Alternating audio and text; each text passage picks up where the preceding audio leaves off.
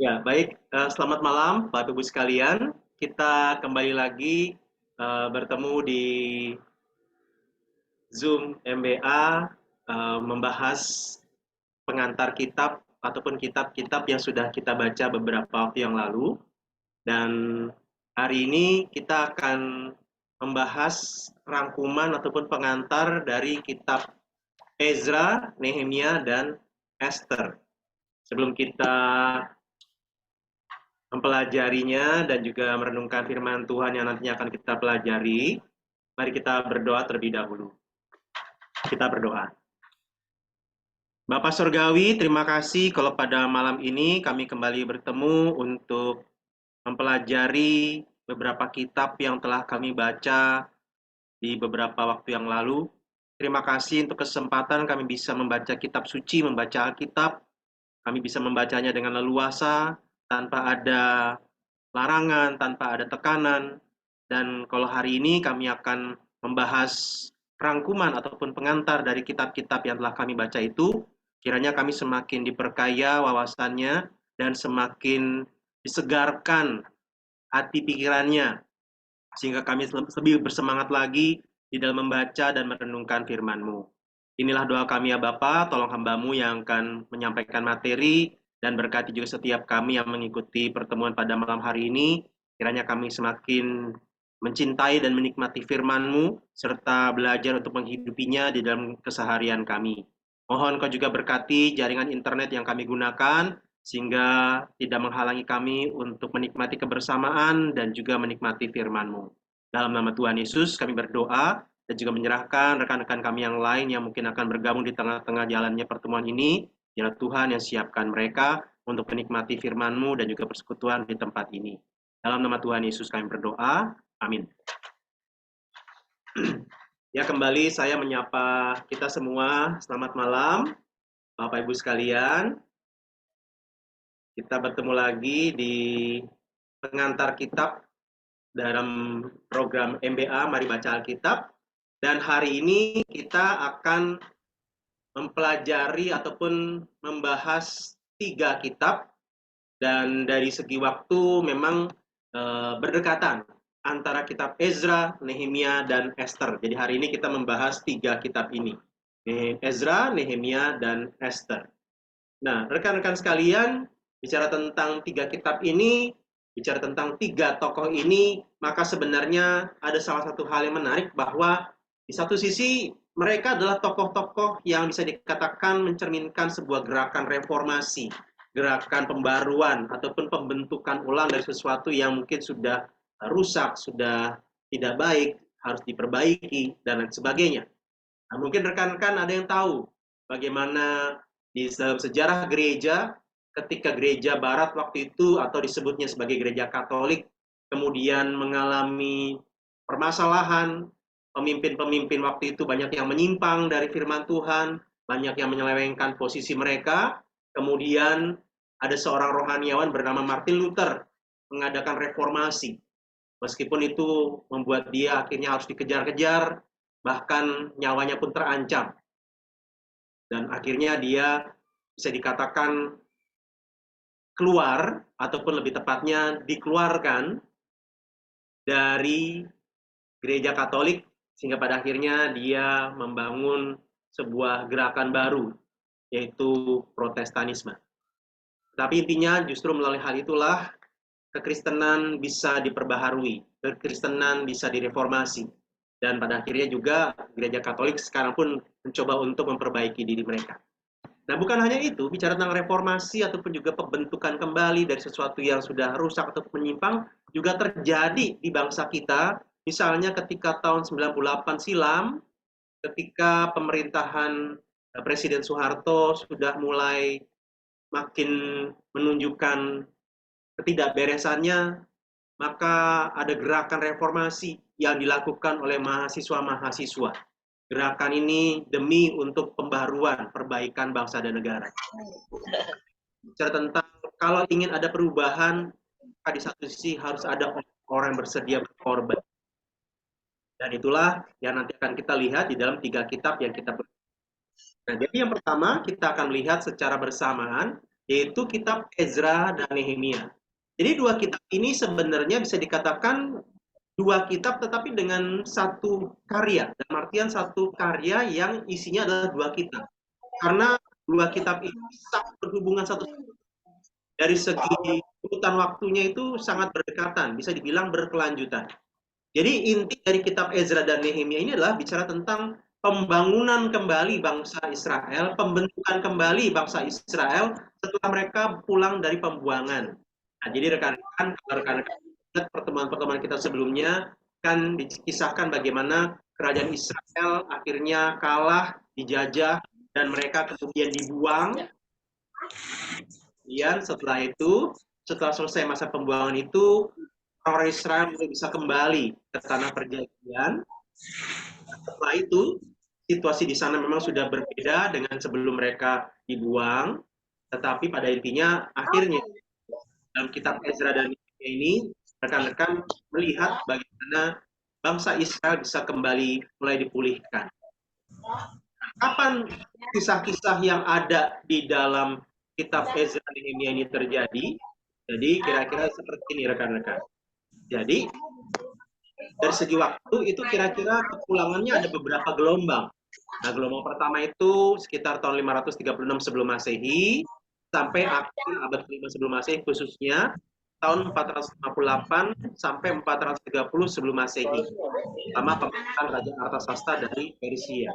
Jadi karena ini kan tahunnya agak kecil ya. Karena adalah Kristus. Ketika Kristus datang, itu bisa dikatakan tahun 0, maka sesudah itu maka tahun bergerak terus 1 Masehi, 2 Masehi, 10 Masehi, 100 Masehi. Nah, sebelum Kristus, peristiwa-peristiwa sebelum Kristus, maka pencatatannya adalah seperti ini. Misalnya 536 berarti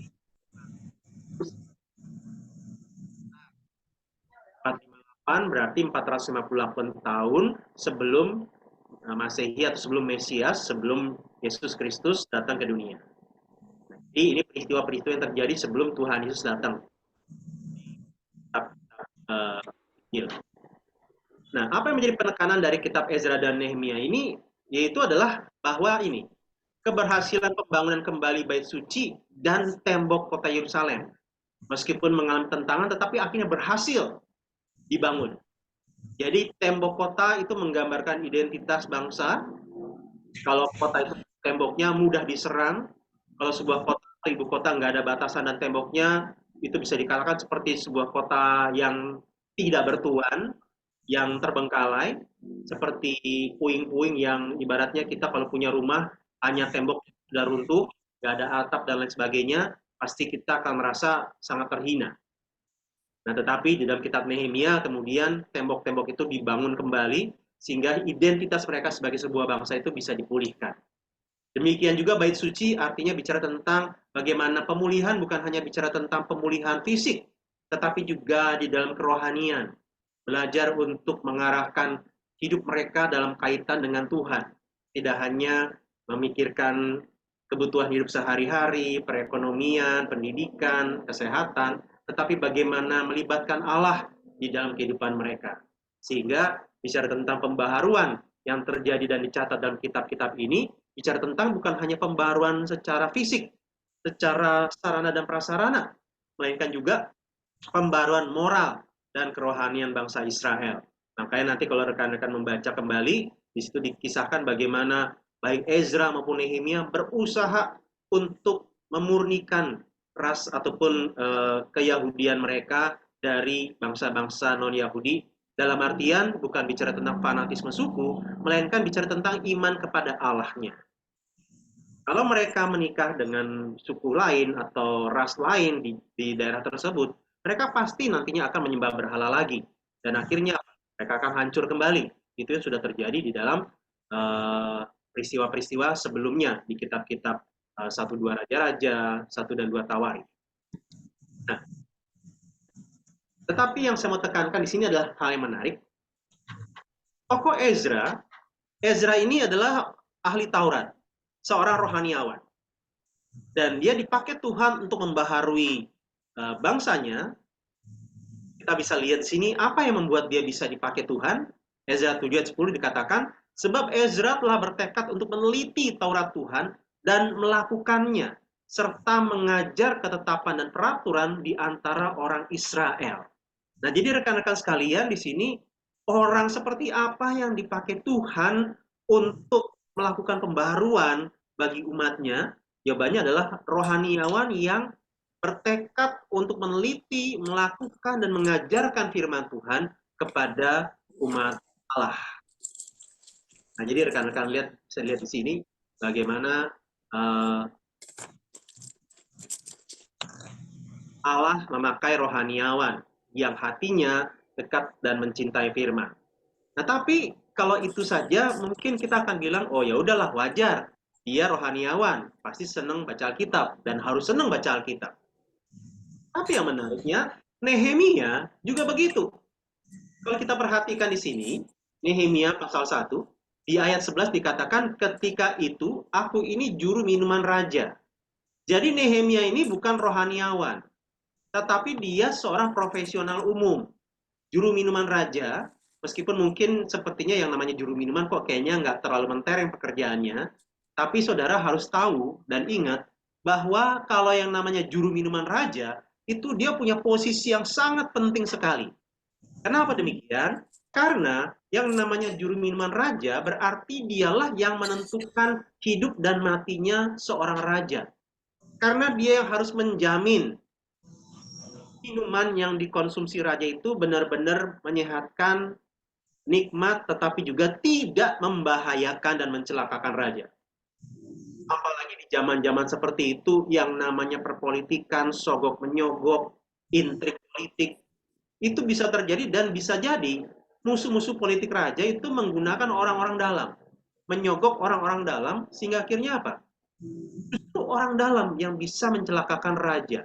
Nah, sehingga posisi Nehemia ini posisi yang sangat penting sekali. Kalau dia mau isengin raja, misalnya dia lagi kesel sama raja, dan tiba gilirannya dia untuk membawa minuman, bisa aja dia bikin minuman yang bikin rajanya minimal sakit perut. Kemudian mencret-mencret, kemudian ketika sakit, dia datangin lagi, Nehemianya bawain lagi minuman yang buat nyembuhin. Bisa saja seperti itu. Nah, kalau dia disogok oleh pihak musuh, dan dijanjikan sebuah pendapatan, hasil, uang, karir, ataupun masa depan yang mungkin bisa lebih menjanjikan, bisa saja Nehemia ini kemudian meracuni raja, sehingga raja itu kemudian mati. Nah, artinya posisi Nehemia itu sangat-sangat penting sekali dan sangat strategis. Dan karena posisi yang sangat penting itulah, maka kita bisa lihat, oh ya barista ya. Nah, tapi memang barista di sini kan kadang-kadang lebih ke ini ya, untuk show off juga ya, sambil mainin botol, lempar-lempar. Nah, tapi ini benar-benar menjamin keamanan sebuah bangsa. Jadi kita bisa bayangkan pekerjaannya Nehemia itu pekerjaan yang sangat-sangat menjanjikan. Yang sangat mapan, sangat nyaman, punya masa depan cerah. Dia bekerja di kerajaan paling berkuasa waktu itu. Jadi kita bisa bayangkan ibaratnya antara dia ini seorang menteri di negara kita atau mungkin seorang pejabat di White House di Amerika Serikat, pasti sangat menyenangkan sekali, pasti sangat nyaman sekali. Nanti akhirnya di dalam kitab Nehemia, dia justru malah kemudian pulang kampung, hendak memperbaiki kondisi bangsanya yang sedang tercerai-berai. Nah, yang menariknya, Nehemia ketika dia bekerja di Persia, ternyata di ayat 8 dikatakan, ingatlah akan firman yang kau pesan kepada Musa hambamu itu. Jadi rupanya meskipun Nehemia ini seorang profesional umum, dia seorang juru minuman, tapi dia selalu merenungkan mengingat firman Tuhan. Jadi rekan-rekan sekalian, kita bisa lihat di sini bahwa firman Tuhan itu bukan hanya untuk rohaniawan. Firman Tuhan itu bahkan untuk semua orang, semua jemaat. Bukan hanya hamba Tuhan dan majelis, tetapi semua jemaat itu perlu untuk merenungkan dan mempelajari firman Tuhan. Sehingga rekan-rekan, kita bisa lihat di sini bahwa yang terpenting bukan posisi dan jabatannya, melainkan apakah orang tersebut adalah orang yang memang berpegang pada firman Tuhan. Reformasi sebuah komunitas termasuk reformasi di gereja, termasuk reformasi di bangsa dan negara ini, benar-benar hanya bisa terjadi ketika pemimpin berpegang pada firman Tuhan. Nah, memang yang jadi pertanyaannya bagaimana dengan bangsa kita, di mana pemimpinnya bukan orang yang pegang firman Tuhan. Nah, ini kita bicara tentang kedaulatan Allah, yang nanti kita akan lihat dalam kitab Esther, bahwa Allah bisa bekerja juga atas orang-orang yang tidak percaya kepadanya. Tapi yang terpenting adalah bagi orang Kristen, kalau kita ingin menjadi orang yang bisa mengubah komunitas, membaharui komunitas, kita harus pegang firman Tuhan. Kita hidup sesuai dengan firman Tuhan.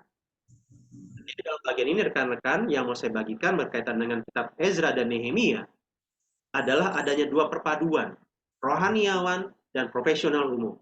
Tapi dua-duanya membangun infrastruktur dan juga kerohanian bangsanya. Sehingga kita bisa lihat di sini bahwa meskipun misalnya sebuah bangsa, sebuah negara menyoroti tentang perekonomiannya. Perekonomian negara harus baik supaya rakyat bisa makan, minum, dan sejahtera. Nah, tapi rekan-rekan ini saya coba komunikasi ya dengan ChatGPT. Jadi saya tanya dengan ChatGPT, apakah ada hubungan antara tingkat perekonomian dengan moralitas? Ada jawaban dari ChatGPT ini dan satu paragrafnya saya kutip. Ini dari ChatGPT ya. Meskipun perekonomian yang baik dapat menciptakan kondisi yang mendukung kehidupan yang lebih baik secara umum, perkembangan moralitas memerlukan pendekatan yang lebih holistik dan melibatkan berbagai aspek dalam kehidupan masyarakat. Jadi ini adalah meskipun kalau ekonomi sebuah keluarga itu baik, sebuah bangsa itu baik, maka itu bisa memberikan kondisi yang mendukung, tapi perkembangan moral orang tuh bukan hanya ditentukan dari perekonomiannya. Perlu pendekatan yang lebih utuh, melibatkan berbagai aspek. Salah satunya adalah pendidikan karakter dan juga pendidikan kerohanian. Sehingga ekonomi saja tidak cukup. Menyediakan fasilitas dengan perekonomian yang baik, iya.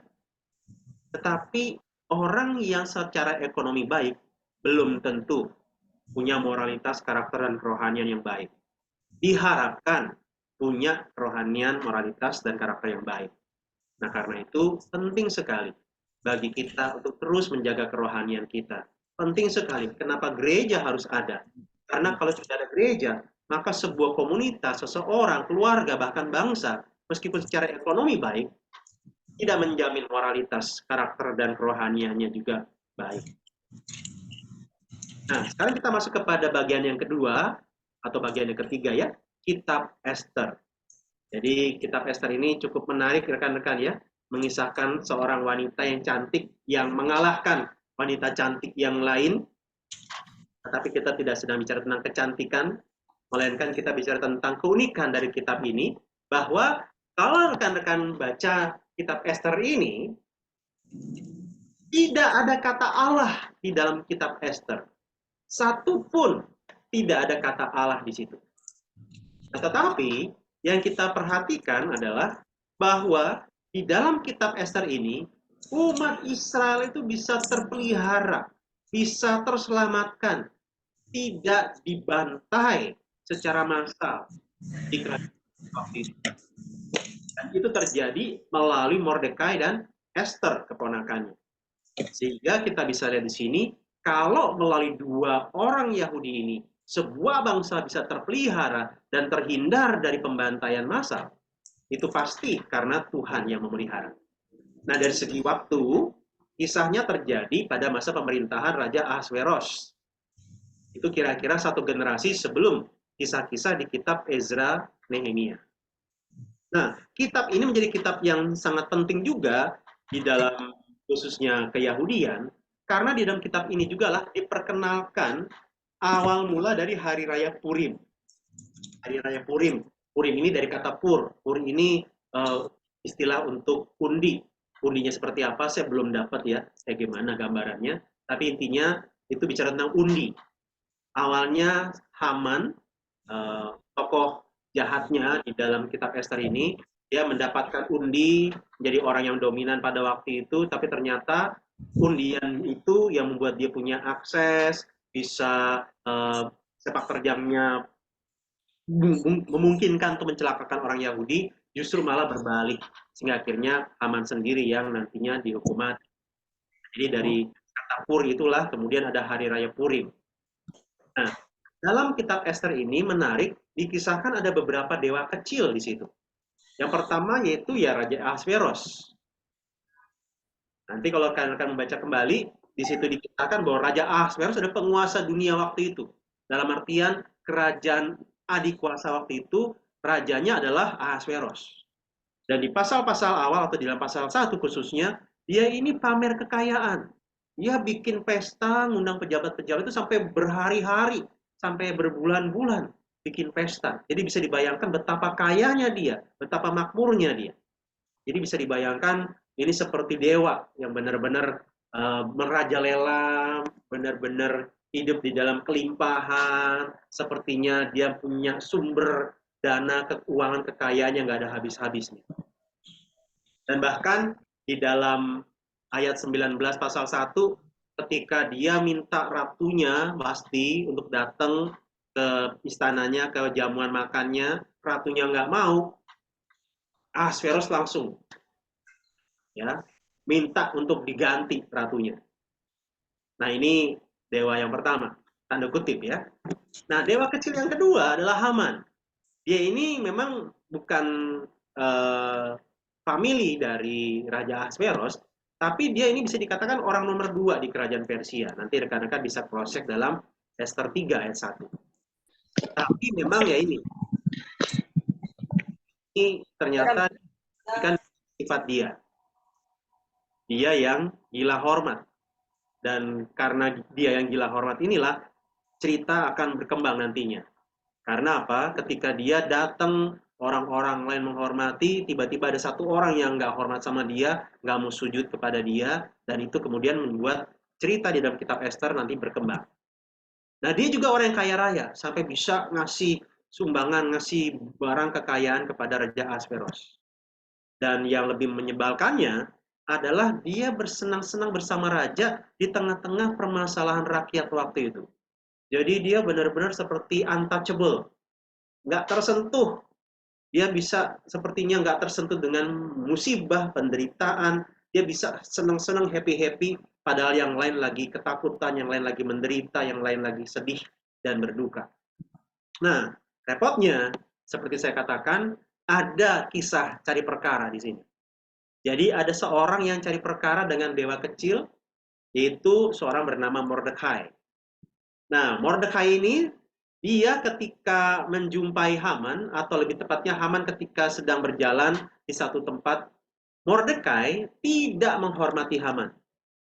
Nggak mau hormat, nggak mau sujud, nggak mau nunduk, sehingga inilah yang menjadi kasusnya. Kalau dia nunduk, kalau dia hormat, kalau dia sujud, cerita selesai. Nggak ada hal-hal yang lain lagi. Nggak ada hal yang spesial lagi. Biasa aja.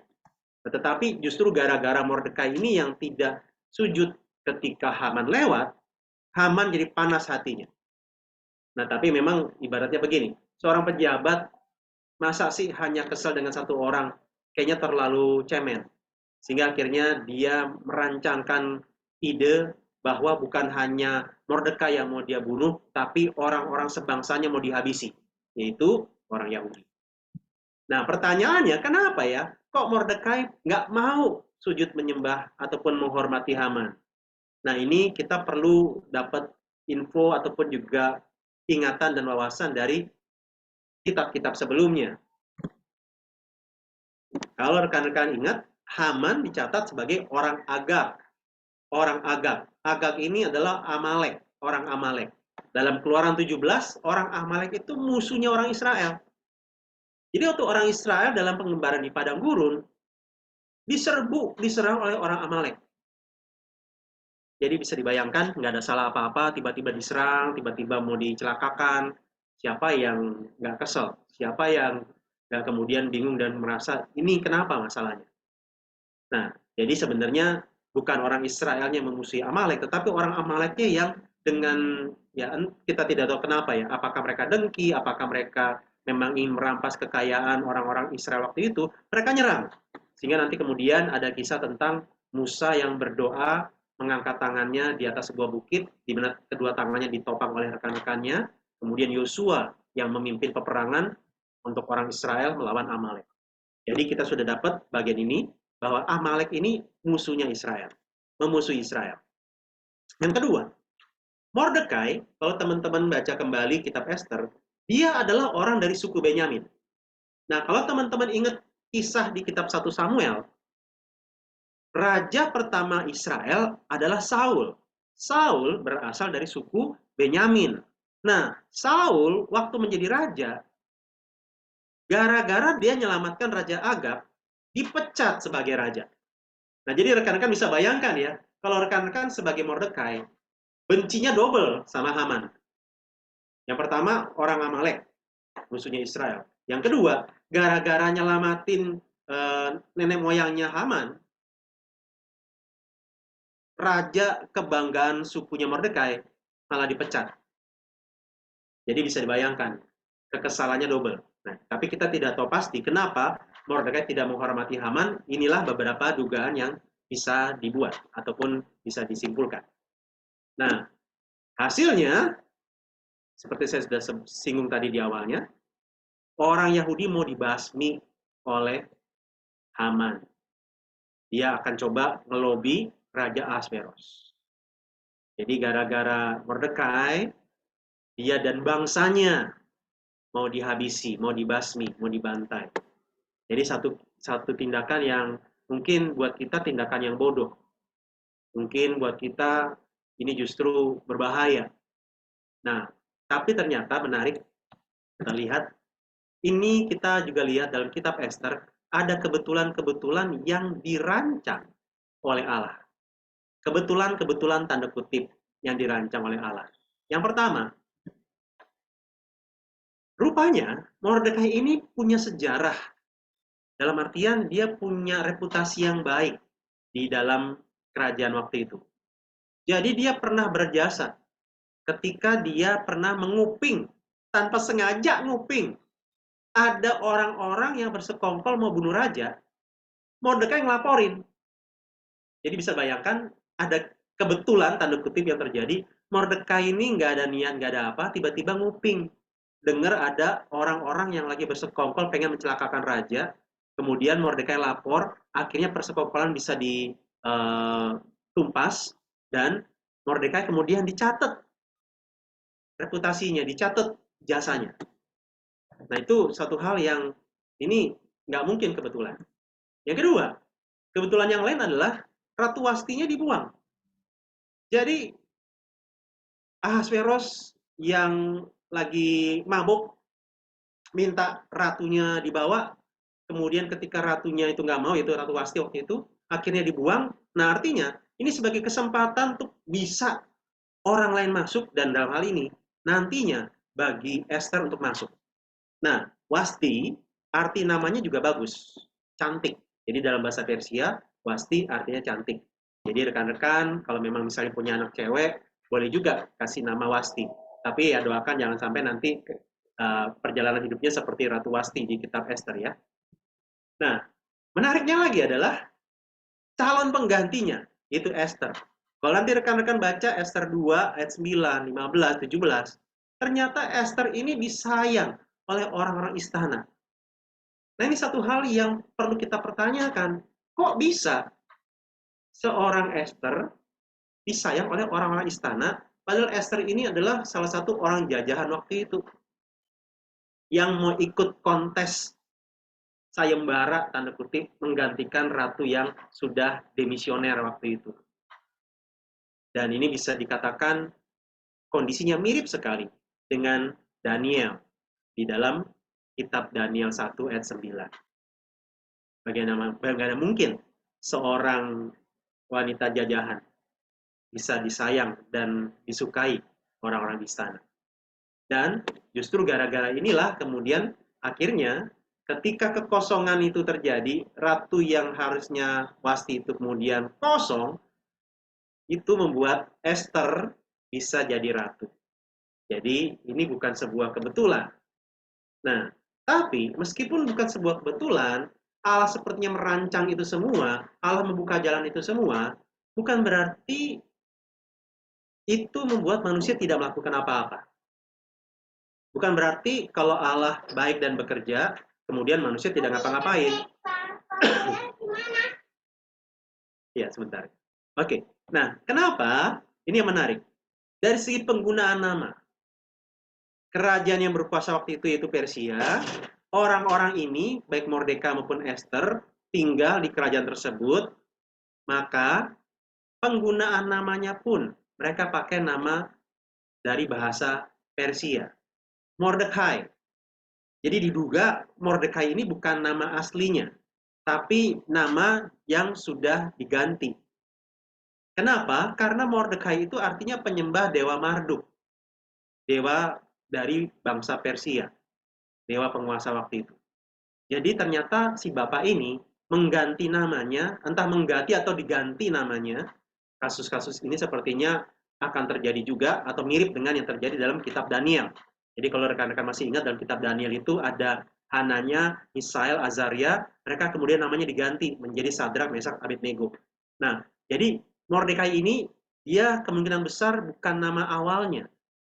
Entah dia mengganti nama atau namanya diganti, sehingga kemudian namanya Mordekai. Yang kedua, ternyata Esther itu bukan nama Yahudi. Meskipun dia orang Yahudi, tapi namanya bukan nama Yahudi. Kenapa? Karena Esther itu sendiri nama aslinya Hadasa. Hadasa itu dalam bahasa Ibrani artinya pohon murad. Jadi nama pohon ya. Mungkin karena pohonnya bagus. Nah, sedangkan Esther dalam bahasa Persia artinya bintang. Nah, dari kata Esther ini, kalau dalam bahasa Inggris kita tahu star. Esther, star. Nah, jadi kalau rekan-rekan punya anak cewek, bisa juga kasih nama Esther. Jadi artinya bintang. Bagus ya namanya. Nah, tapi ini yang menarik. Jadi untuk mereka bisa diterima di kalangan orang-orang Persia, mereka mengganti nama atau mereka bersedia untuk diganti namanya. Nah, jadi itu satu hal yang membutuhkan hikmah.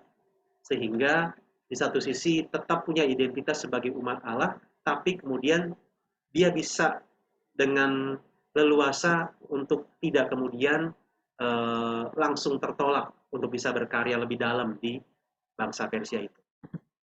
Yang kedua, dalam hal seleksi ratu. Jadi ketika Wasti sudah tidak menjadi ratu, kekosongan posisi ratu terjadi, maka raja membuat semacam sayembara atau ya seleksi ratu. Nah, ternyata rekan-rekan begini. Jadi ada perempuan-perempuan yang kemudian disuruh datang ke istana, masuk ke kamar raja. Nah, ini memang ada berbagai kemungkinan yang terjadi, tapi pasti salah satunya adalah yang namanya raja pasti akan ngobrol-ngobrol, cerita-cerita, kemudian nanya-nanya, kamu mau minta apa? Nah, secara tradisi waktu itu, yang namanya seorang perempuan, apalagi kalau misalnya dia tidak yakin bisa jadi ratu, ini menjadi kesempatan, ini menjadi aji mumpung. Sehingga apa? Banyak perempuan-perempuan yang mau coba untuk jadi ratu dan sudah yakin akan gagal atau merasa tidak yakin berhasil, mereka minta harta perhiasan yang mewah dan melimpah. Dalam artian, kalau saya nggak jadi ratu, paling nggak saya jadi orang kaya. Nah, itulah aji mumpungnya. Nah, tetapi Esther tidak serakah. Dia entah dia terlalu yakin akan jadi ratu, kita tidak tahu. Tetapi intinya, dia tidak serakah. Tidak pengen semuanya diminta kesempatan untuk memperkaya diri dengan begitu rakusnya. Malah dia meminta secara sederhana. Dan justru inilah kuncinya yang membuat raja bingung. Dan akhirnya justru ternyata meskipun Esther ini cantik, tapi dia bersahaja. Dia tidak serakah. Dia mampu mengendalikan dirinya. Dia tidak kemudian bergaya hidup mewah dan juga kemudian aji mumpung terhadap apa yang dia alami. Nah, kemudian yang terakhir adalah, yang ketiga ya, bahwa ketika mau ada pembantaian terhadap orang-orang Yahudi, dan kemudian Mordekai meminta Esther untuk meminta raja membatalkan keputusan tersebut, Esther berdoa dan berpuasa. Dia minta bahkan orang-orang Yahudi turut berpuasa bagi dia.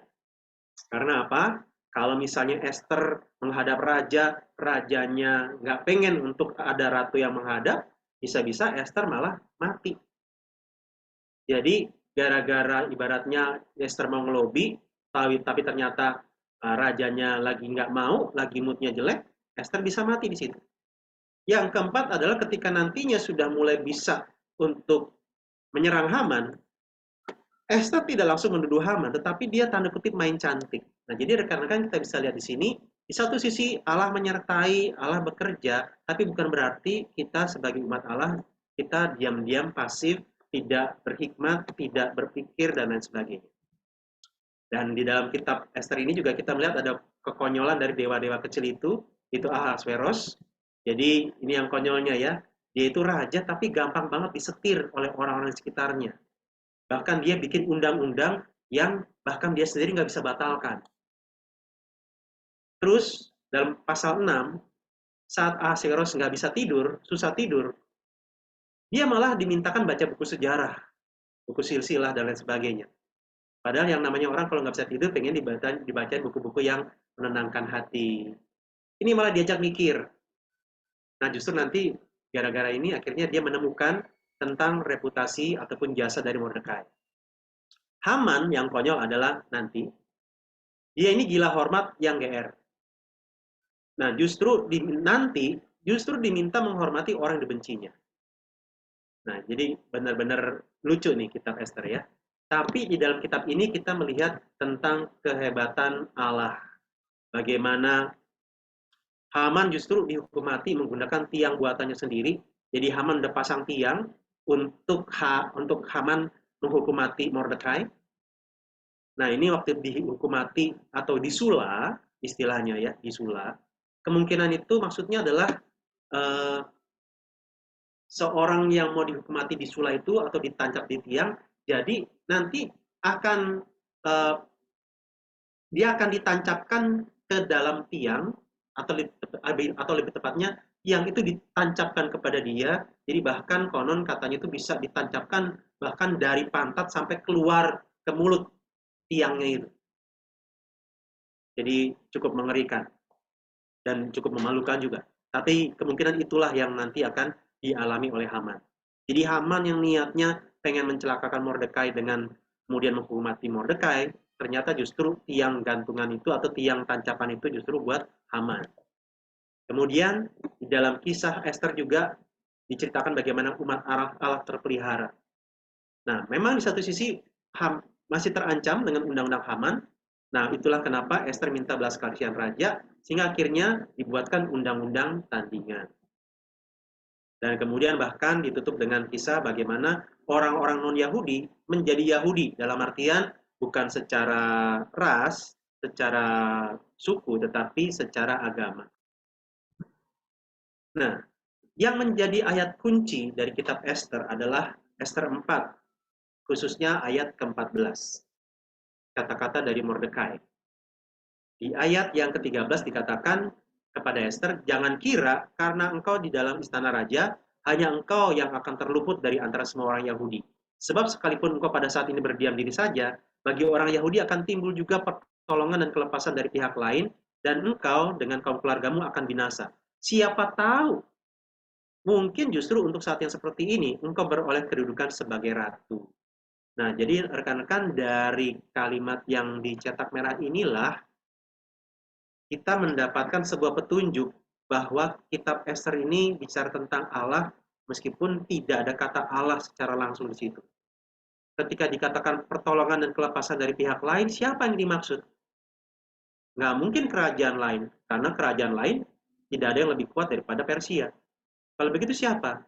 Jawabannya adalah Allah. Nah, sehingga kalau Esther jadi ratu, Mordekai bilang, itu bukan kebetulan.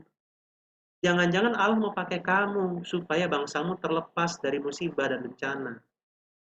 Nah, jadi rekan-rekan kita bisa simpulkan di sini, teladan Ezra, Nehemia, dan Esther adalah teladan dari orang-orang yang mencintai bangsa dan negaranya, sehingga mereka mau dipakai Allah bagi penggenapan rencananya, meskipun itu artinya mereka harus siap-siap berkorban. Dan pengorbanan ini kita perlu lihat dari sudut pandang Kristus, kita bukan sedang meneladani Ezra, Nehemia, dan Esther. Kita diajak untuk terlebih dahulu mengingat kembali pengorbanan Kristus buat kita, untuk kita kemudian belajar juga berkorban bagi orang lain, berkorban untuk bangsa dan negara. Jadi rekan-rekan sekalian, inilah materi yang bisa saya sampaikan mengenai Ezra, Nehemia, dan Esther.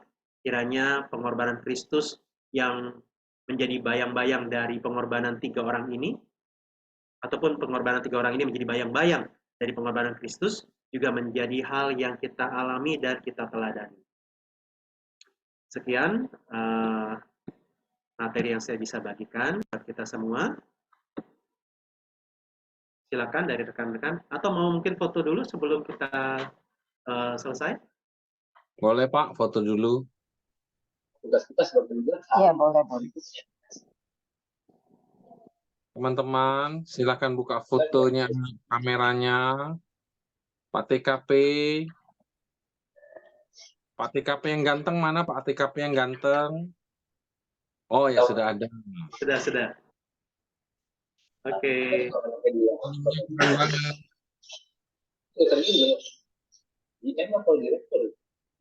Sudah siap semua?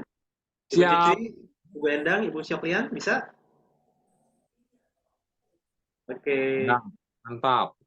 1, 2, ya. 1, 2, ya. Oke. Xie. Thank you. Cici Tatia. Pak TKP, Anda jadi host dong. Pak TKP. Ya, TKP tolong lanjut ya jadi hostnya ya. Nggak usah lah, udah tanggung Musa. Kasihan Pak AB-nya. Tadi bukannya Musa, tadinya Pak Ade membantuin. Oke, teman-teman. Terima kasih Pak AB yang sudah menolong kita menjelaskan review kitab Nehemia, Esther, dan Ezra. Ezra, Nehemia, Esther. Baik, sekarang apakah ada yang mau bertanya atau berkomentar mengenai pemaparan Pak AB tadi? Seru sekali ya. Pak AB sudah menjelaskan dengan baik sekali mulai dari reformasi sampai ke Haman yang terakhir disiksa dengan sangat mengerikan. Wow, saya juga baru dengar itu. Disula. Oke. Oh, disula ya namanya ya? Iya, ada di Alkitab ada kan. Ya benar, itu namanya disula. Gimana tadi itu caranya Pak TKP? Dari pantat sampai ke mulut. Emang sate? Dijadiin itu. sate itu namanya. Kayak babi Jadi sate. Kayak babi guling kata Bu Endang. Iya tuh itu babi guling itu kan Ya dari tenan kayak babi guling kok. Yakin. Ayo, pertanyaan sekarang yang serius. Teman-teman, apa yang mau ditanyakan? Kalau nggak ada ya saya tanya aja lah. Pak AB. Jadi Ibu Wasti kemana ya Pak AB? Ibu Wasti? Dicerai oleh Raja Ahasiweros. Dia dibuang. Jadi udah benar-benar disingkirkan. Oh, udah nggak diingat-ingat lagi ya? Sebenarnya jadi awalnya kan Raja Ahasverosnya setelah membuang dia, terus kangen. Pas kangen, penasihatnya justru bilang, udah bikin aja sayembara atau semacam seleksi untuk menggantikan Ratu Wasti. Jadi artinya itu sudah disingkirkan dari kerajaan, dari istana. Itu Jadi kontes punya istana sendiri. kecantikan pertama mungkin di dunia ya? Kenapa? Kontes kecantikan. Oh, Pemilihan Miss putri. Universe.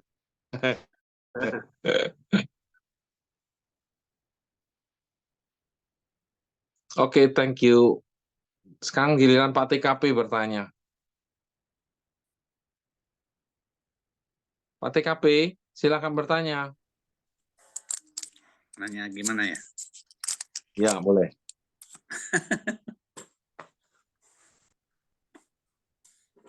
Tadi disebutkan Nehemia itu posisinya sebagai juru minuman raja ya, Canta Abe. Iya, benar. Juru minuman raja. Dan dia juga sebagai inisiator untuk pembangunan kembali tembok kota suci atau bukan ya? Iya, betul Pak. Ya, dia yang mengkoordinir pembangunan kembali Tembok Yerusalem. Tembok Yerusalem. Sama dengan Ezra Berarti- ya dia ya, Pak Abe ya? Iya, Berarti dia sebagai bait suci. donatur utama dari kegiatan pembangunan itu ya, Pak Abe. Saya hanya menerka aja. Di situ kan di Alkitab sendiri tidak disebutkan donatur utamanya siapa gitu. Kalau saya menyimpulkan dia sebagai donatur utamanya, bisa nggak begitu? Karena kan dia punya kedudukan gitu ya. Iya. Sehingga dia punya penghasilan mungkin cukup lumayan, tapi dia juga sekaligus punya hati untuk bangsanya, gitu ya Pak Abe ya? Konfirmasi. Kalau untuk kebutuhan pembangunan itu memang yang cukup menariknya itu nanti kalau kita lihat di pasal 2.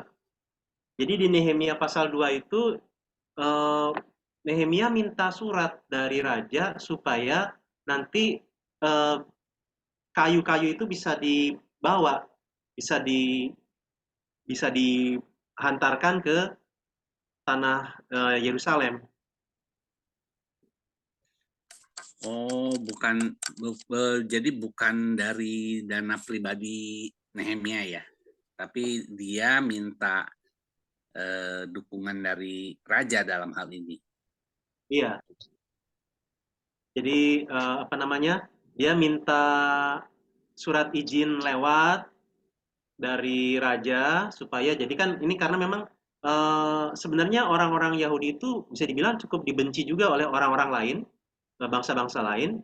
Jadi untuk menjamin rasa aman, menjamin keamanan, ya Nehemia minta surat izin dari raja, terus kemudian minta surat untuk pengawas taman raja supaya bisa dikasih kayu dan lain sebagainya.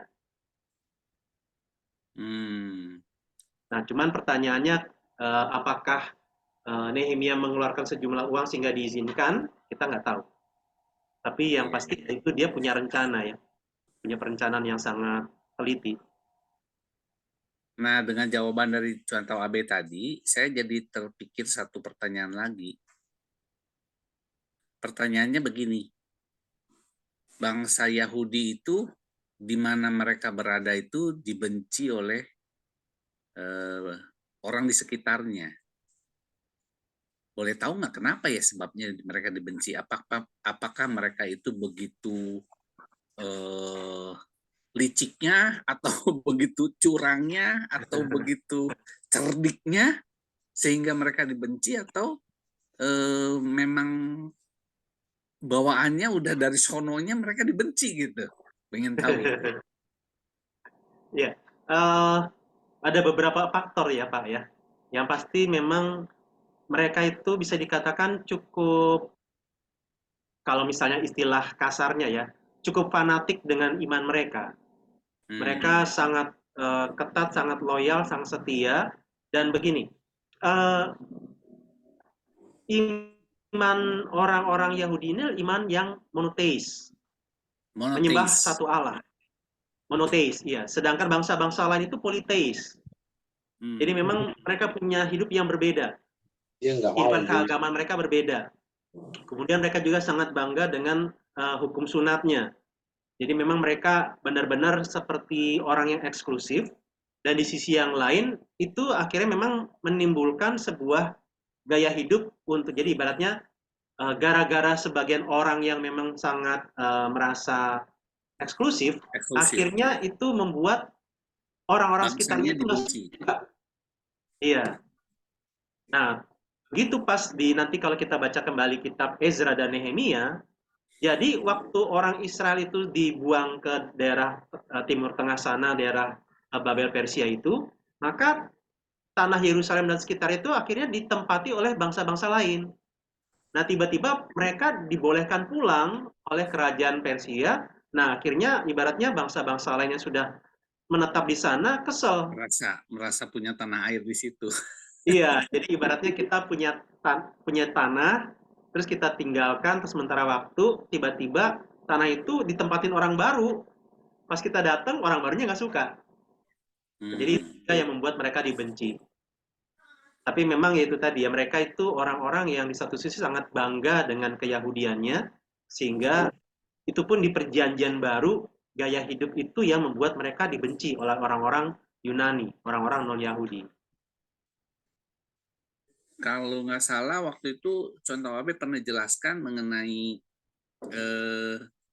bagaimana Tuhan juga menggunakan bangsa-bangsa lain yang menaklukkan bangsa Israel itu untuk mendisiplinkan bangsa Israel, karena bangsa Israel itu kan orang yang boleh dibilang gambarannya tegar tengkuk dan mendukakan hati Tuhan lah, kurang lebih begitu ya. Iya betul Pak. Sejak zaman Musa kan ceritanya begitu ya, nggak taat gitu kan. Terus ada peristiwa kembali lagi mereka taat kayak gitu. Nah, pertanyaannya gini, kalau peristiwa Holocaust yang dilakukan oleh Nazi, apakah itu juga termasuk maksud Tuhan itu untuk mendisiplinkan bangsa Yahudi, atau ada hal lain, politis semata-mata? Saya ingin tahu itu. Ya, untuk Holocaust yang dilakukan oleh atau pembantaian terhadap orang Yahudi yang dilakukan oleh Nazi ini memang kita bisa lihatnya dari berbagai aspek ya. Dalam hal ini karena memang Hitler juga memunculkan sebuah konsep tentang ras unggulan, ras Arya. Iya, bangsa Arya. Dan itu yang melandasi bahwa kami orang Jerman adalah keturunan dari ras Arya ini. Kami adalah ras yang unggul ini. Nah, jadi akhirnya salah satu korbannya adalah orang-orang Yahudi. Meskipun memang sebenarnya bukan hanya Yahudi yang nantinya akan dibantai, karena pada akhirnya Nazi ini kan ekspansi, menyerang ke berbagai negara lain ya di Eropa sana. Jadi di satu sisi ada unsur-unsur sentimen ras, tapi di sisi yang lain juga ada unsur politik ingin mengembangkan wilayah jajahan. Itulah kenapa nanti kemudian ya Italia ikut bergabung, dan Jepang juga. Kalau Jepang kan jelas nggak ada sentimen apa-apa dengan Yahudi, tapi ya tiga negara ini kemudian bergerak untuk melancarkan Perang Dunia Kedua itu. Iya. Oke, dari saya cukup, Pak Musa kembali.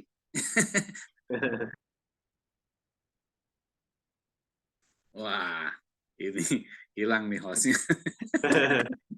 Dilanjutkan host TKP.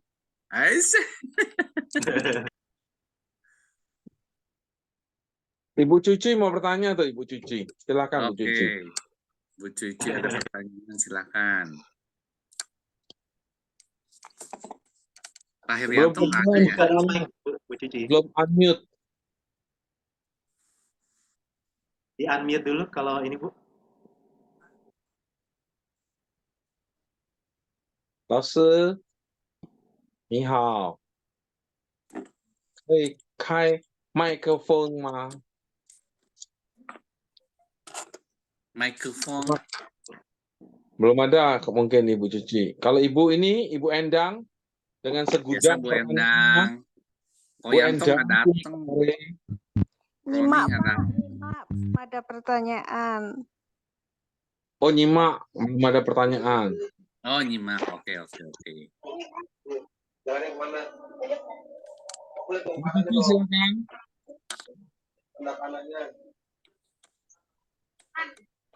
Ibu Cuci sudah terbuka tuh mic-nya. Ya, oke.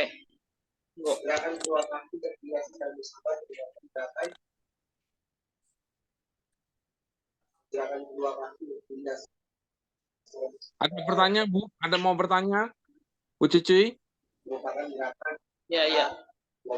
Bentar. Silakan. Mau nanya apa ya?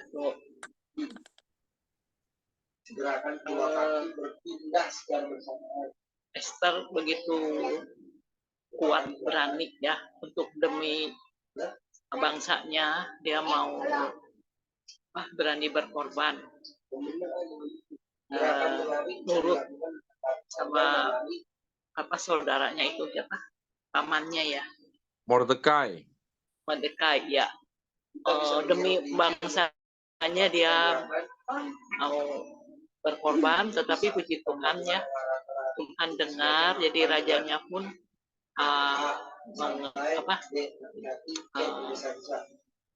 menerima ya jawabannya ya, minta si itunya, si hambanya dihukum gitu ya. Itu nggak mudah ya, seorang ratu tapi dia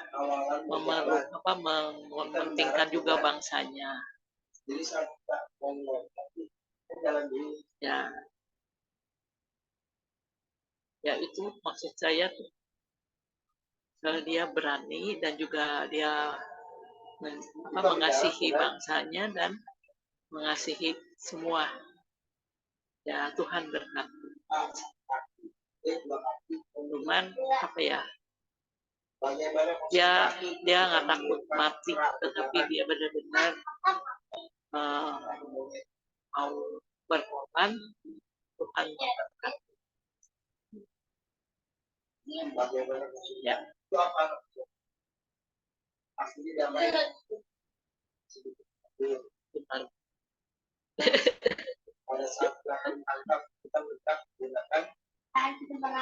Thank you. Bagus, Bu Cici, bagus, setuju. Bagus sekali komentarnya. Ada pertanyaannya enggak, Bu Cici? Justru belum kepikir pertanyaannya. Oke, baik, siap. Terima kasih. Abi?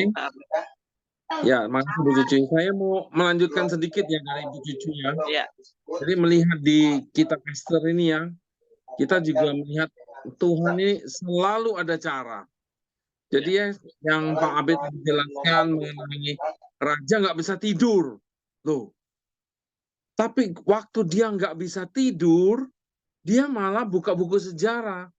Dan akhirnya membuat satu hal yang sepertinya seolah-olah Mordekai sudah tidak ada kesempatan lagi, malah diperlakukan, dihargai, diperhatikan Tuhan. Nah, jadi Tuhan kita tuh Tuhan yang hebat dan ajaib dan punya begitu banyak cara untuk menolong kita umat manusia. Itu aja saya tambahin komentar dari saya, Pak Abi. Thank you. Kalau TKP mau lanjutkan silakan. Iya, sungguh menarik dan sungguh ajaib sih kalau baca kitab Ester ya.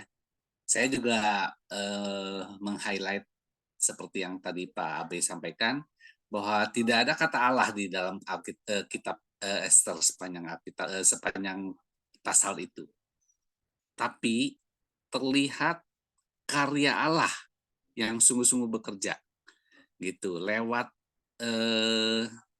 Ester yang nampaknya tak berdaya, tapi justru bisa membalik keadaan di mana seorang Haman yang konon kabarnya kekuasaannya nyaris menyamai raja, itu kan jadi dewa kecil tadi digambarkan oleh Pak Abe gitu ya. Itu bisa digulingkan oleh seorang Ester gitu. Saya kagum aja dengan karya Tuhan gitu. Itu aja sih Pak Musa, tambahan dari saya. Mantap, Henhao. Pak Abi, tutup. Halo Pak. Oh ada, silakan. Oh, Ini yang tadi apa? Itu kan nggak ada kata Allah di kitab Ester ini. Nah, saya berpikir ini maksudnya ini nggak ada kata Allah ini maksudnya dia tidak mengenal apa gimana ya?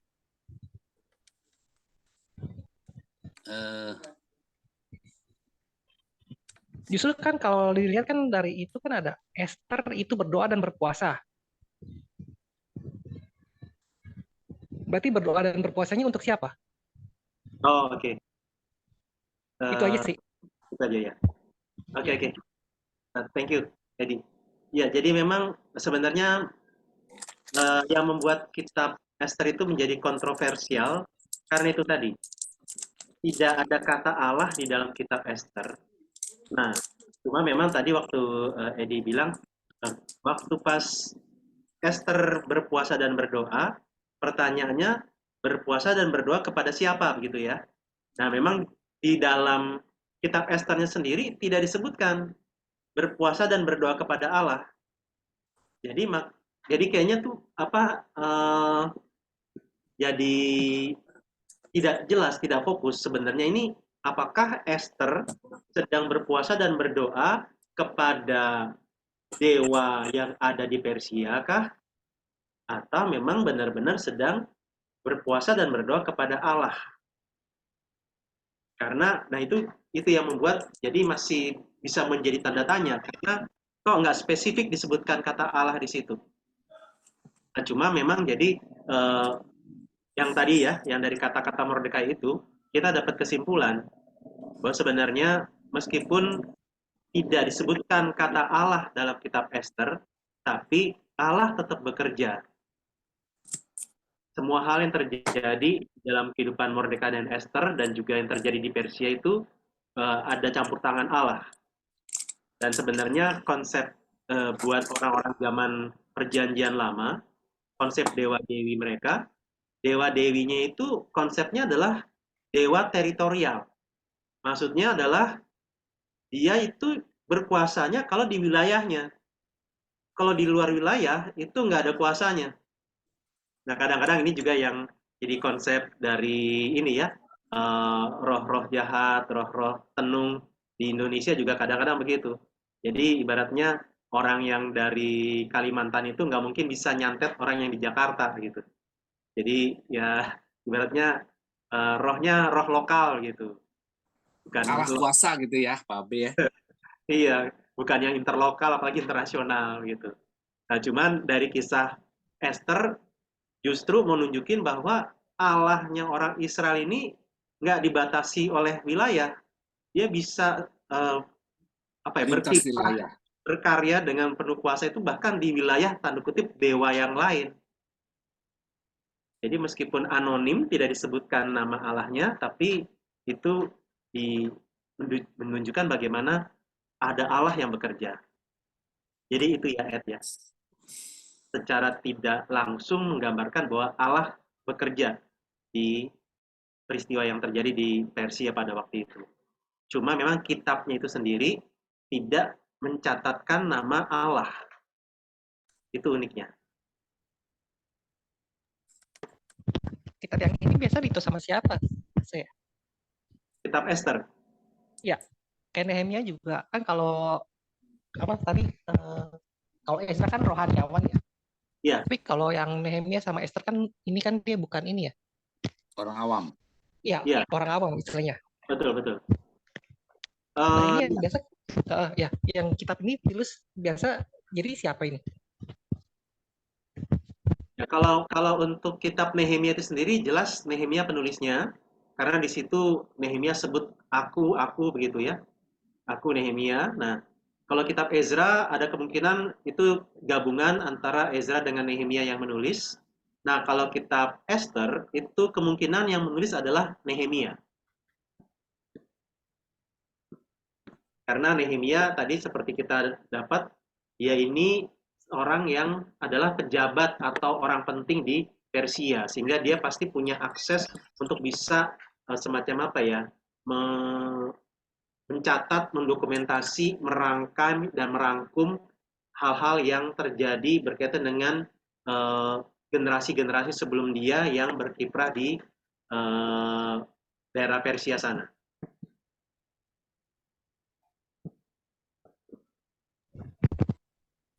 Oke, makasih. Sama-sama.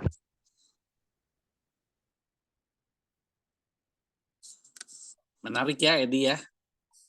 Penulisnya siapa? Menarik juga.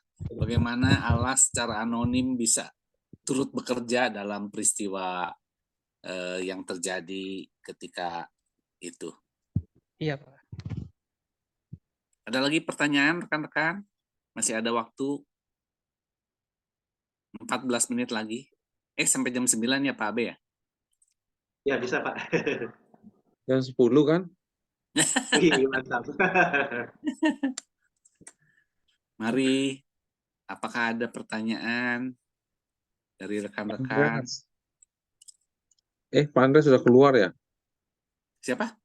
Pak Andreas, tadi ada. Oh, Pak Andreas yang Singapura ya. Ya, Pak Andreas Hendrawan. Cihen Kim, ada mau bertanya nggak? Enggak, Wah, Enggak. cukup jelas. Semua artinya. hanya dengerin aja deh. Iya, iya. Iya, boleh. Siapa Ayo, tuh? Sway. Siapa tuh Cik Linda ya? Cik Linda mau bertanya nggak? Kayaknya langsung aja ke Pak Abraham katanya. Oh, ini istrinya Pak Abraham ya? Aku kira bukan loh. Sorry. Ini kalau Bu Riani, Cik Riani, Sari Salam, Riani, Sari Sari Salam, Salam, Syoklen, mau bertanya nggak? Susilowati Susan, mari. Ibu Susan, nah Masih ini ada Benteng kesempatan. Susan ada. Ini orangnya ada di sini. Benteng Susan. Benteng Nah ini Ibu Susan. Susan.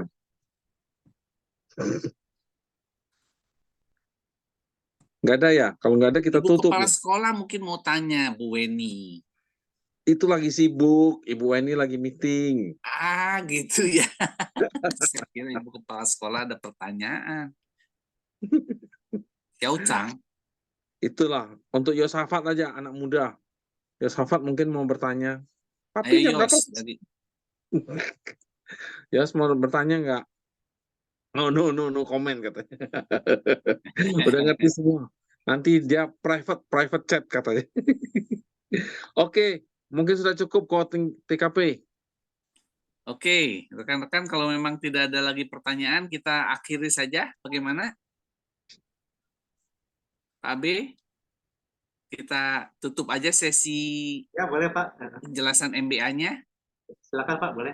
Oke, baik rekan-rekan, terima kasih. Saya hanya menjadi host, hanya separuh jalan. Tadi masih dalam perjalanan pulang ya, jadi tidak bisa on cam dan on Zoom. Gitu. Mohon maaf ya. Untuk doa penutup, mohon kesediaan Penatua Musa untuk pimpin kita dalam doa. Silakan Pak Musa. Boleh. Oke, baik. Mari teman-teman, rekan-rekan sekalian, kita tunduk kepala, kita bersyukur pada Tuhan. Bapa di surga, kami datang padamu penuh syukur, walaupun tubuh kami sudah lelah, malam sudah larut, tapi kami masih boleh mendengarkan firman Tuhan mengenai beberapa hal yang penting, yang boleh menambah bukan hanya intelektualitas kami, latar belakang, pengetahuan kami, tetapi kami juga pasti mendapatkan kekuatan dari firman Tuhan, supaya kami tidak menyerah, supaya kami tidak kalah terhadap dosa, terhadap iblis, tapi kami terus mengandalkan Tuhan, Allah kami yang berdaulat, yang hebat, yang kuat, yang penuh kreativitas, yang ajaib, yang sempurna. Amin. Kami mengandalkan Allah, Engkau yang sejati.